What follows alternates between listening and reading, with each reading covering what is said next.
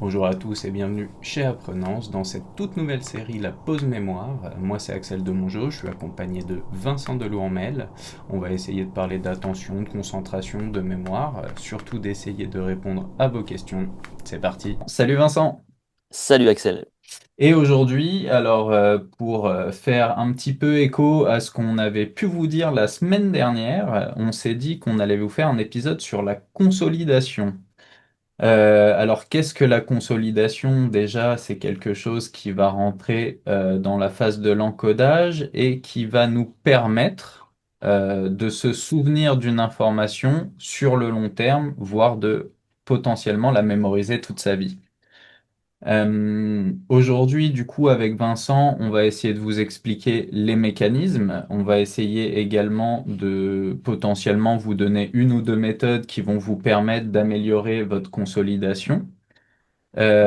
Aujourd'hui, du coup, ce qu'on peut dire de la consolidation, c'est que après avoir eu une information que l'on veut intégrer, cette information peut potentiellement s'évanouir si on ne la réactive pas. Qu'est-ce que t'en dis, Vincent? Ouais, la meilleure image pour moi qui me vient, c'est ça, hein, c'est le côté un peu, c'est le ciment en fait, hein. La consolidation, c'est comment tu cimentes un peu tout ça. C'est que tu vas pouvoir mettre des briques comme ça sur une petite maison. Si tu passes pas une petite couche derrière de ciment pour faire en sorte qu'elle tienne entre elles, il y a des chances que le premier coup de vent fait que ça se casse la figure, quoi, tu vois.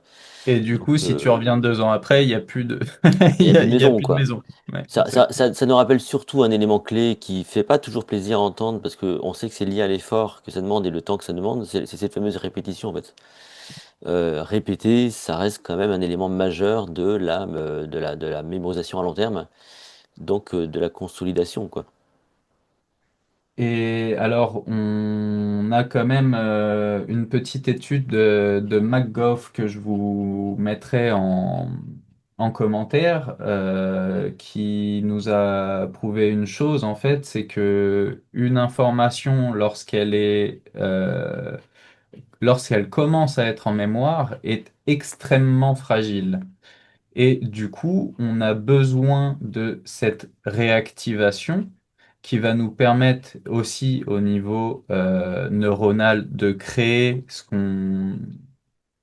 des chemins renforcés qui vont nous permettre d'avoir accès plus facilement à cette information. Alors que si on ne la réactive pas, ces chemins vont petit à petit s'amenuire. Et là, on peut faire une analogie, par exemple, si vous êtes déjà passé en forêt ou autre, et que vous passez régulièrement sur un chemin, et ben forcément, vous allez créer un petit chemin qui va vous permettre d'aller d'un point A à un point B. Mais si vous laissez ce chemin pendant des semaines, potentiellement des années, sans le reprendre, eh ben, la nature va reprendre ses droits, l'herbe va repousser et vous devrez à nouveau faire un énorme effort pour pouvoir passer de l'autre côté. Sauf si vous mettez du bitume quoi. Oui, Ça veut mais dire là, il y a finalement. triche. Ouais, même pas parce que non, parce que pour le coup, ça peut aussi ramener le principe de base, c'est C'est qu'une fois que ça a été méthodologie aussi. suffisamment répété, toi, une fois que ça a été suffisamment répété.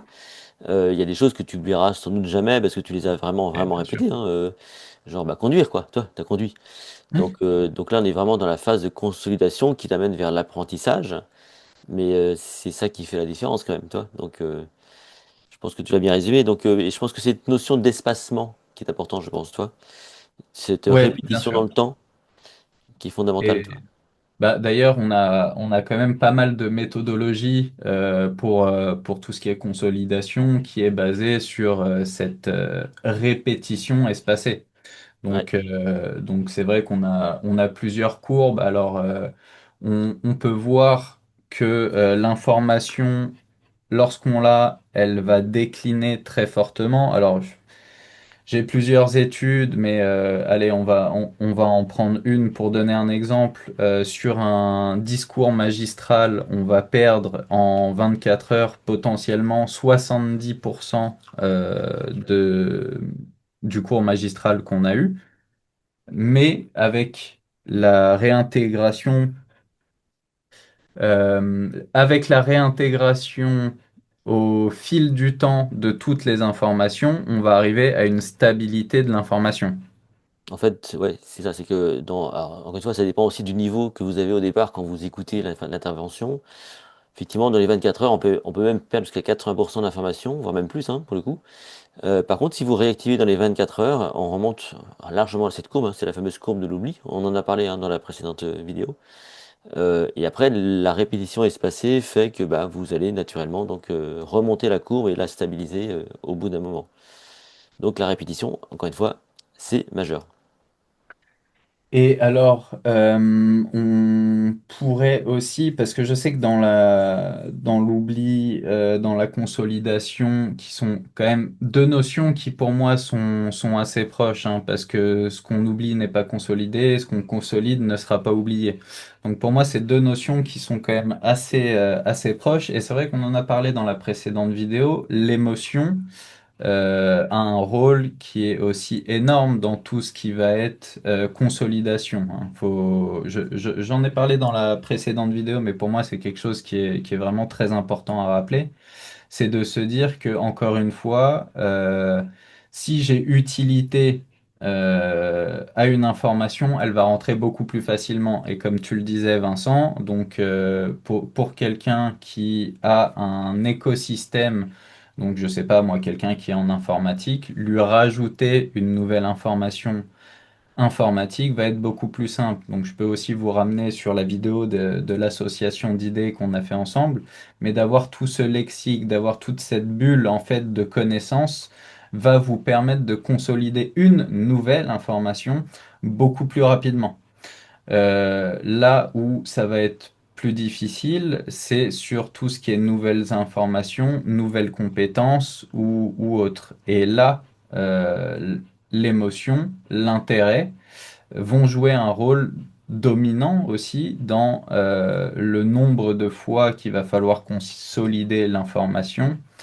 Ça va être vraiment très important. Donc, bien évidemment, une personne qui va aller à contre-cœur faire ses examens va avoir beaucoup plus de mal à retenir son cours que quelqu'un qui apprécie à la base son cours. Et je pense que derrière tout ça, si tu veux, on retrouve la notion de comportement. C'est-à-dire que quand je ne suis pas motivé, il y a des chances que je ne vais pas faire l'effort de réactivation et de répétition. Quand je suis motivé, donc que j'ai un intérêt, que j'ai projeté, hein, comme tu dis tout à l'heure, avec l'intention de, l'utilité de, il y a des chances que pour le coup, ça aide le comportement à réactiver et à répéter l'information.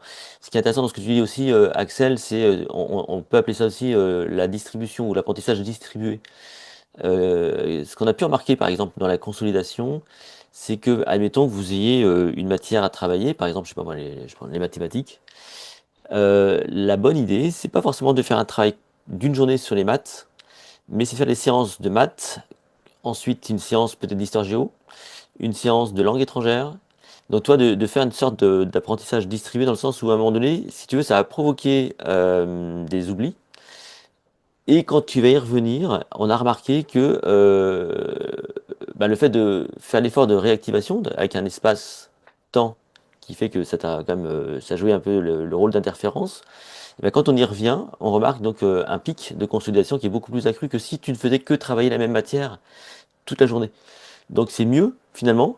Et ça peut d'ailleurs pour le coup donner des bons points à l'école, hein, pour le coup, parce que l'école, il y aura plein de choses à dire sur l'école, mais le fait de ne pas faire toute la journée des maths et le lendemain de l'histoire géo, ben, le fait de faire de l'histoire géo, du français, de l'anglais comme ça, sur des cycles d'une heure, ça participe quand même à un meilleur apprentissage que si on ne faisait qu'une seule matière d'affilée. Donc pensez un petit peu à ça.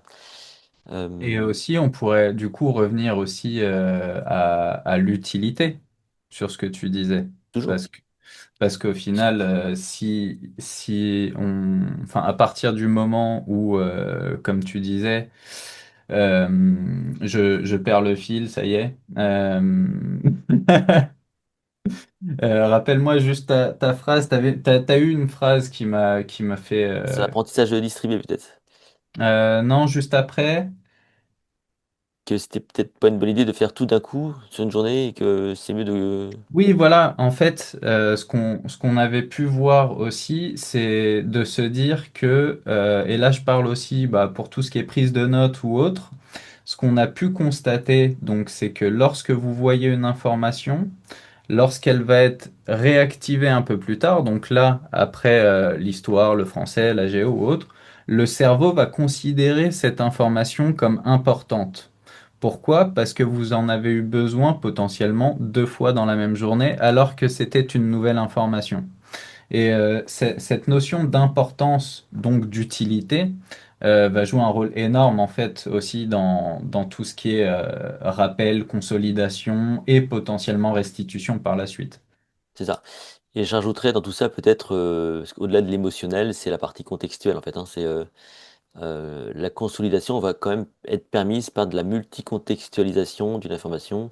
C'est-à-dire qu'une information que vous avez croisée dans un amphithéâtre, si demain vous la réactivez en lisant un bouquin dans votre chambre, par exemple, ça va fortement contribuer, plutôt que de relire et de revoir le même contenu, genre vos notes que vous avez peut-être prises, qui pour le coup ne seraient pas très efficaces. Le mieux souvent, c'est quand même de réactiver en changeant le contexte de façon différente en fait, ou de revoyant. C'est pour ça que moi j'aime beaucoup, par exemple, pour le coup, j'aime bien l'usage des intelligences artificielles qui me permettent de reprendre mon contenu et de le reformuler différemment, tu vois, pour le coup. Ouais, et puis là, alors je vais faire ma petite anecdote personnelle. Comme tu le sais, j'ai travaillé en fromagerie pendant des années. Et alors, ça m'arrivait régulièrement, du coup, de sortir de ma fromagerie. Donc, on avait un uniforme et on bossait toute la journée avec notre uniforme de fromager. Et ça m'arrivait régulièrement, donc, en sortant de la fromagerie ou en me baladant dans le quartier, de me rendre compte que je reconnaissais des clients que j'avais l'habitude, moi, de voir dans différents contextes, c'est-à-dire avec différents vêtements, avec potentiellement seuls, accompagnés ou autres, mais que eux Ils me se connaissent pas. voyaient, se disaient, mais Je connais ce gars-là. ça me dit quelque chose, hein. Je suis persuadé, alors que je les avais vus peut-être 10 minutes avant dans ma C'est ça, propre ouais. fromagerie. Et ça, voilà, c'est le petit fun fact, c'est de se dire, le contexte a un rôle énorme. Et c'est pareil, une fois qu'ils m'avaient vu en dehors de la fromagerie, et qu'ils m'avaient reconnu en dehors de la fromagerie, et bah, ils me reconnaissaient tout le temps dans la rue, en fait. Et bah oui, pour eux, ça a un vrai travail, un vrai pouvoir de consolidation pour le coup, quoi, tu vois, Exactement. Ouais, ouais, évidemment, ouais. bien sûr. Et puis Et toi, bah, du coup, écoute, pour finir là-dessus, le côté émotionnel à ce moment-là, c'est le petit moment de surprise, tu vois. C'est un truc que j'aime bien, moi, si tu veux expliquer aux gens, c'est que le petit moment où c'est ah mais oui, c'est vrai. oui. Derrière ça, il y a une forme d'émotionnel, tu vois, c'est le ah mais oui, c'est vrai. Et ben ça joue vraiment sur la consolidation, et c'est pour ça que moi j'aime bien travailler sur cette notion de ah mais oui, c'est vrai, tu vois. Ouais, ah, mais oui, c'est vrai, le petit côté surprise ou C'est ça, potentiellement, comme on disait, je sais plus si on le disait en off ou pas, mais le côté j'ai une croyance et finalement, et t'as aussi ce petit côté ah, mais c'est vrai. Et bah, après, on en revient sur tout ce qui est émotion et autres, mais c'est vrai que le côté surprise a un rôle énorme aussi dans la consolidation, ouais, tout à fait. c'est ça. Eh bah écoute, merci Vincent, je trouve que c'est un épisode super intéressant pour tous ceux qui ont envie de consolider de façon un petit peu plus efficace en tout cas. Merci à toi et à la semaine prochaine. Allez, à bientôt. Voilà pour cette pause mémoire, j'espère que ça vous a apporté quelque chose. Si c'est le cas, n'hésitez pas à vous abonner, nous laisser vos questions en commentaire, on se fera un plaisir d'y répondre. Merci et à bientôt.